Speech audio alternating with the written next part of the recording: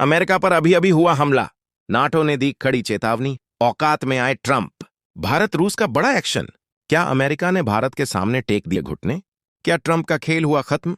नमस्कार दोस्तों, आज की इस एक्सक्लूसिव और बेहद अहम वीडियो में हम बात करेंगे उस भू राजनीतिक भूचाल की जिसने पूरी दुनिया की राजनीति को हिलाकर रख दिया है। अमेरिका, नाटो, भारत और रूस, ये चार नाम आज वैश्विक शक्ति संतुलन के केंद्र में खड़े हैं। क्या वाकई अमेरिका पर बड़ा हमला हुआ? क्या नाटो ने खुलकर चेतावनी दी? क्या भारत और रूस ने मिलकर कोई बड़ा रणनीतिक कदम उठाया? और क्या पूर्व अमेरिकी राष्ट्रपति डोनाल्ड ट्रंप की नीतियां आज सवालों के घेरे में हैं? आइए पूरे घटनाक्रम को विस्तार से समझते हैं, तथ्यों, रणनीति और अंतर्राष्ट्रीय समीकरणों के साथ। अमेरिका पर हमला, असलियत क्या है? सबसे पहले यह समझना जरूरी है कि हमला शब्द का अर्थ हमेशा सैन्य बमबारी या मिसाइल अटैक नहीं होता। आधुनिक दुनिया में हमला कई रूपों में होता है। साइबर अटैक, आर्थिक प्रतिबंध, ऊर्जा आपूर्ति पर दबाव, कूटनीतिक अलगाव, सामरिक घेराबंदी। हाल के वर्षों में अमेरिका को कई मोर्चों पर चुनौतियों का सामना करना पड़ा है, चाहे वह साइबर सुरक्षा हो, ऊर्जा संकट हो या वैश्विक नेतृत्व की विश्वसनीयता। अगर अमेरिका पर किसी प्रकार का साइबर या रणनीतिक हमला होता है तो उसका सीधा असर वैश्विक बाजार, तेल की कीमतों और सैन्य गठबंधनों पर पड़ता है। नाटो की चेतावनी, क्या संदेश है? नेटो यानी नॉर्थ अटलांटिक ट्रीटी ऑर्गेनाइजेशन या केवल एक सैन्य गठबंधन नहीं, बल्कि पश्चिमी देशों की सामूहिक सुरक्षा की रीढ़ है।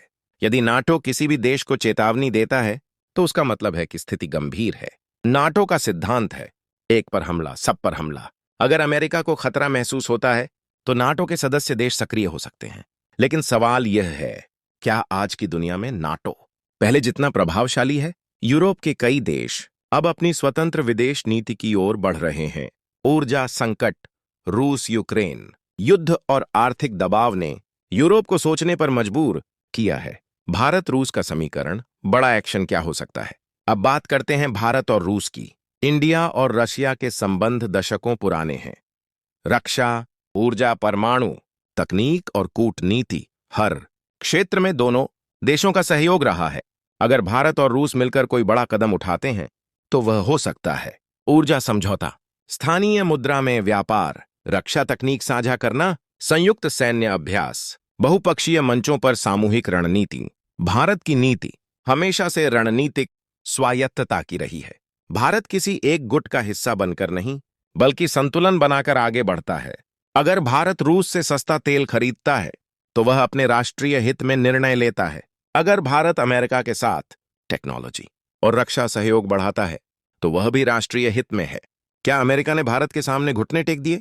यानी एक बहुत बड़ा दावा है।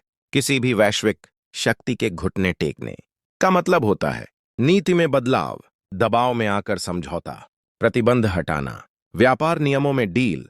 भारत आज दुनिया की 5वीं सबसे बड़ी अर्थव्यवस्था है। भारत एक उभरती हुई सैन्य और तकनीकी शक्ति है। अमेरिका भारत को इंडो पैसिफिक रणनीति का अहम हिस्सा मानता है। इसलिए अमेरिका और भारत के रिश्ते प्रतिस्पर्धा से ज्यादा साझेदारी पर आधारित हैं। अगर अमेरिका भारत पर दबाव डालता है और भारत अपने फैसले पर कायम रहता है तो इसे रणनीतिक आत्मविश्वास कहा जाएगा, न कि घुटने टेकना। ट्रंप का खेल खत्म। डोनाल्ड ट्रंप की नीतियां अमेरिका फर्स्ट पर आधारित थीं। उन्होंने नाटो पर खर्च बढ़ाने का दबाव डाला, चीन के खिलाफ व्यापार युद्ध छेड़ा, रूस के साथ जटिल संबंध बनाए, भारत के साथ संबंध मजबूत किए। लेकिन वैश्विक राजनीति केवल एक व्यक्ति पर निर्भर नहीं करती, यह संस्थाओं, गठबंधनों और दीर्घकालिक रणनीतियों पर आधारित होती है। अगर दुनिया बहुध्रुवीय मल्टीपोलर हो रही है तो इसका मतलब है कि अमेरिका अब अकेला सुपर पावर नहीं है, बल्कि चीन, रूस, भारत और यूरोप जैसे केंद्र उभर रहे हैं। भारत की रणनीतिक चाल, भारत आज 3 मोर्चों पर खेल रहा है। अमेरिका के साथ टेक्नोलॉजी और रक्षा सहयोग, रूस के साथ ऊर्जा और रक्षा संबंध, ग्लोबल साउथ का नेतृत्व। भारत न तो पूरी तरह पश्चिमी खेमे में है, न ही पूर्वी ब्लॉक में। भारत अपनी शर्तों पर संबंध बना रहा है। यही वजह है कि जब अमेरिका प्रतिबंधों की बात करता है तो भारत अपने हितों को प्राथमिकता देता है। जब रूस सहयोग चाहता है तो भारत संतुलन बनाता है। वैश्विक शक्ति संतुलन बदल रहा है। आज दुनिया में 3 बड़े ट्रेंड दिख रहे हैं डॉलर पर निर्भरता कम करने की कोशिश, क्षेत्रीय गठबंधनों का उदय, सैन्य से ज्यादा आर्थिक शक्ति का महत्व। अगर भारत और रूस ऊर्जा, व्यापार, स्थानीय मुद्रा में करते हैं तो यह वैश्विक वित्तीय प्रणाली के लिए संकेत है। अगर नाटो के अंदर मतभेद बढ़ते हैं तो पश्चिमी एकता कमजोर हो सकती है। भाग 8, आगे क्या हो सकता है? अमेरिका भारत के साथ और गहरा सहयोग बढ़ाएगा। रूस भारत को रणनीतिक साझेदार बनाए रखेगा। नाटो अपनी एकता दिखाने की कोशिश करेगा। वैश्विक बाजार अस्थिर रह सकते हैं। दोस्तों, आज की दुनिया शीत युद्ध जैसी दो ध्रुवों में बंटी नहीं है। यह एक बहुध्रुवीय दुनिया है। अमेरिका पर हमला हो या आर्थिक दबाव, यह वैश्विक शक्ति संघर्ष का हिस्सा है। नाटो की चेतावनी हो या भारत रूस की साझेदारी, यह रणनीतिक संतुलन का खेल है। भारत अब दर्शक नहीं बल्कि खिलाड़ी है। रूस अलग थलग नहीं बल्कि नए साझेदार खोज रहा है। अमेरिका अभी भी शक्तिशाली है लेकिन उसे अब साझेदारी की जरूरत है। और ट्रंप का खेल खत्म हुआ या नहीं, यह तय करेगा समय और अमेरिकी जनता। तो दोस्तों, क्या सच में वैश्विक शक्ति संतुलन बदल रहा है? क्या भारत नई विश्व व्यवस्था का केंद्र बनेगा? अपनी राय कमेंट में जरूर लिखें। वीडियो पसंद आए तो लाइक करें, शेयर करें और चैनल को सब्सक्राइब करना ना भूलें। जय हिंद।